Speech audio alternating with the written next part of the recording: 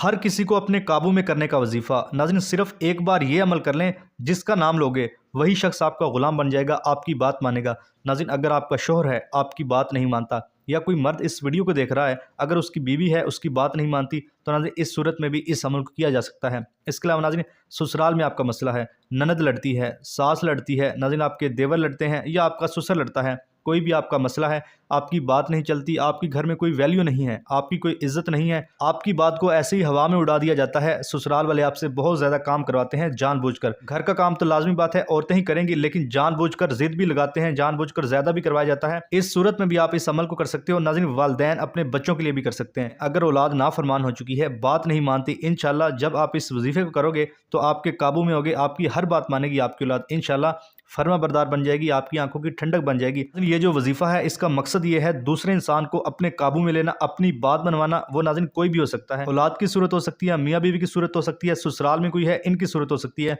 तो कहने से मुराद है जिसका भी नाम लेकर आप ये अमल करोगे, इंशाल्लाह वो आपकी बात मानेगा, जैसा आप कहोगे वैसा ही करेगा। बस नाज़रीन आपने इस अमल को अच्छी तरह करना है, यकीन के साथ करना है। जो मैं तरीका बताऊंगा इंशाल्लाह मोहब्बत पैदा हो जाएगी, जैसा आप कहोगे वैसा ही होगा। अब नाज़रीन इस वजीफ़े का तरीकाकार अच्छी तरह जान लीजिए। आपने किन बातों का ख्याल रखना है, कौन सी एहतियात करनी है, कौन से काम करने हैं, कौन से काम नहीं करने।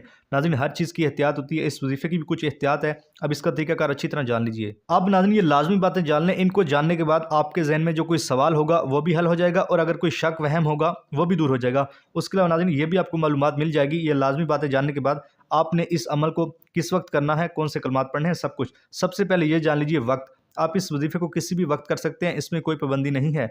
फजर, ज़ोहर, असर, मगरिब, इशा, तहज्जुद किसी भी नमाज के बाद कर लें, या नाज़रीन अगर आप नमाज के बाद नहीं करना चाह रहे, जब भी आपको वक्त मिलता है आप कर सकते हो। उसके बाद मर्द औरत कोई भी इस वजीफ़े कर सकता है, इसमें कोई पाबंदी नहीं है। मर्द औरत के लिए कर सकता है, औरत मर्द के लिए कर सकती है, इसमें कोई पाबंदी नहीं है। उसके बाद औरतें इसको खास अयाम में भी कर सकती हैं, इसमें भी कोई पाबंदी नहीं है। और नाज़रीन अगर पहले आप कोई वजीफ़ा करते हैं, कोई तस्बीह करते हैं, कोई भी अमल करते हैं, उसके फ़ौरन बाद भी इस अमल को किया जा सकता है, इसमें भी कोई पाबंदी नहीं है। आपके ज़हन में ये वहम, ये शक ना हो कि पता नहीं वजीफ़े के बाद वजीफ़ा करना सही होगा या नहीं होगा, तो ऐसा नाज़रीन अपने ज़हन से शक निकाल दें, इससे कुछ नहीं होता। एक दिन में आप जितने मर्जी वज़ाइफ कर लें, इससे कोई नुकसान नहीं होता। उसके बाद नाज़रीन इस वजीफ़े को कहीं पर भी बैठ कर किया जा सकता है, इसमें भी कोई पाबंदी नहीं है। ये लाजमी नहीं है कि आपने मुसल्ले के ऊपर ही बैठ कर करना है, या मर्द हजरात मस्जिद में करेंगे।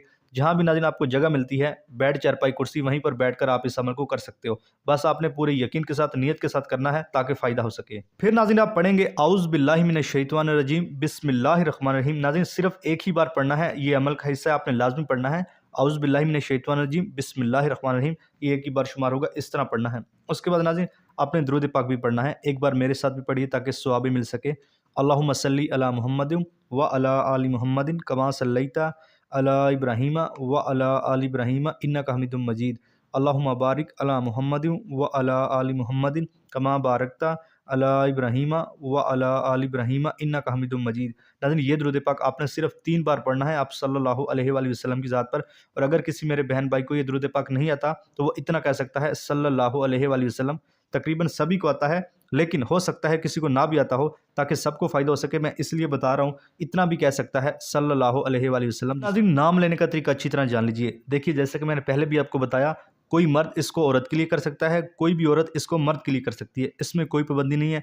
आपका जो भी रिश्ता है या आप कहीं रिश्ता बनाने जा रहे हैं, किसी भी सूरत में इस अमल को किया जा सकता है। अगर आपकी कोई सास है, ननद है, मैंने जैसे कि पहले भी आपको बताया, किसी के लिए भी इस अमल को किया जा सकता है। ये नाज़रीन मोहब्बत वाला अमल है, अपने काबू में करने वाला अमल है, यानी कि अपनी बात मनवाने वाला अमल है। इंशाल्लाह जब आप इस वजीफे करोगे तो देखोगे कैसे अगला बंदा आपकी बात मान रहा है। अब नाज़रीन नाम लेने का तरीकाकार जान लीजिए। आपने नाम कैसे लेना है जिससे आपने अपनी बात मनवानी है। नाज़रीन मैं पूरा आपको करके दिखाता हूँ ताकि आपको फ़ायदा हो सके, ताकि आपको अच्छी तरह समझ लग सके। मिसाल के तौर पर अब कोई मर्द किसी औरत के लिए कर रहा है, वो ऐसे करेगा, उस औरत का 7 बार नाम लेगा। मिसाल के तौर पर औरत का नाम है इरम, कोई भी हो सकता है। 7 बार नाम लेगा, आंखें बंद करके लेगा, इरम इरम इरम। इस तरह मिसाल के तौर पर 7 बार उसने कहना है आंखें बंद करके, और उस औरत का तसव्वुर भी लाएगा, यानी कि जब आंखें बंद की जाती है तो किसी भी इंसान का आराम से तसव्वुर किया जा सकता है कि वो मेरे सामने बैठा है। इस तरह नाज़रीन आपने अच्छी तरह तसव्वुर करना है। इसी तरह अगर कोई औरत इस अमल को करेगी तो ऐसे करेगी, अगर कोई औरत देख रही है तो वो ऐसे करेगी। अब सुनिएगा, मिसाल के तौर पर मर्द का नाम है खालिद, कोई भी हो सकता है, खालिद है मिसाल के तौर पर,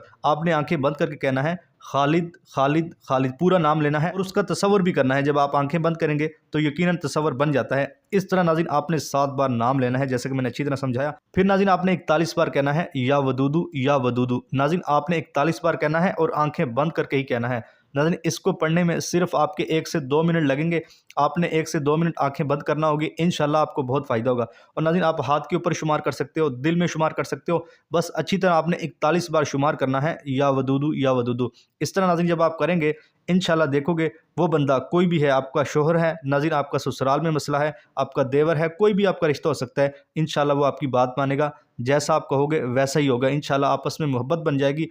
पहले लड़ाई झगड़े होते थे लेकिन नाज़रीन मोहब्बत पैदा हो जाएगी। इंशाल्लाह जैसा आप कहोगे वैसा ही होगा। नाज़रीन ये जो या वदूदू है ये अल्लाह पाक का इसम है, इसका मतलब होता है मोहब्बत पैदा करने वाला। इंशाल्लाह अगले बंदे का दिल नरम हो जाएगा, आपके लिए मोम हो जाएगा। बहुत अच्छा ये अमल है, अगर आप नियत के साथ कर लें तो इंशाल्लाह फ़ायदा होगा। उसके बाद नाज़रीन आपने अल्लाहु अकबर कहना है, एक ही बार कहना है, ये वजीफ़े का हिस्सा है, आपने लाजमी कहना है अल्लाहु अकबर, अल्लाह सबसे बड़ा है। उसके बाद नाज़रीन आप दुरूद पाक पढ़ेंगे।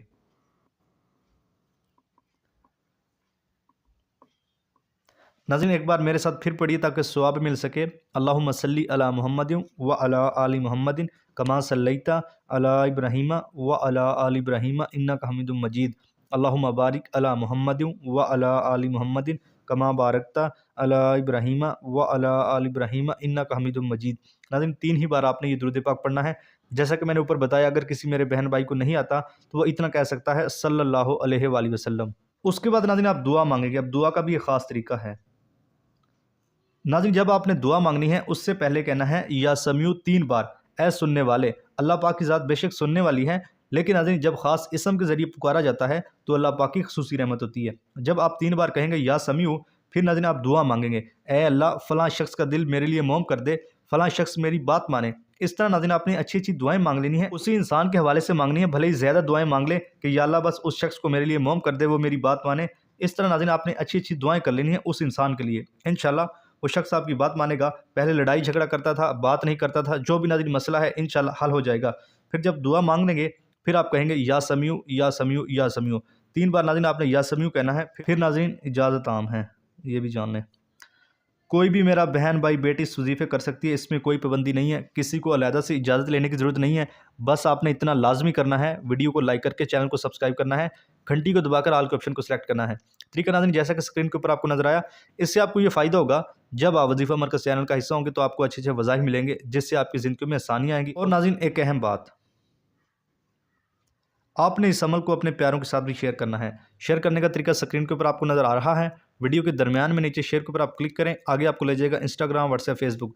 उसके ऊपर आप क्लिक करें, आगे सबके नाम, नंबर और आईडीज़ आ जाएंगी। वहाँ पर नाज़रीन क्लिक करके आप शेयर कर सकते हैं। नाज़रीन आपकी बहन है, बेटी है, भाई है, चाचू है, कोई भी नाज़रीन आपका रिश्ता हो सकता है, अगर उनके साथ भी कोई ऐसे मसाइल चल रहे हैं, या आपकी बेटी भतीजी है वो ससुराल गई हुई है, वहाँ पर जो है ना उसके साथ मसाइल चल रहे हैं, तो आप उसको शेयर कर सकते हैं। नाज़रीन जब दूसरों का फ़ायदा सोचोगे तो अल्लाह पाक आपका फ़ायदा करेंगे। बेशक नाज़रीन अल्लाह पाक रहीम है। तो नाज़रीन मैंने बड़ी ही अच्छी तरह इस वजीफ़े को समझाया है, इस अमल को समझाया है। अगर किसी को समझ नहीं आई तो वीडियो दोबारा देख सकता है, मैंने अच्छी तरह समझाया है। आपने अच्छी तरह देख कर करना है ताकि फ़ायदा हो सके। अल्लाह आपका हामी और नासिर हो। अल्लाह हाफिज़। अस्सलामु अलैकुम।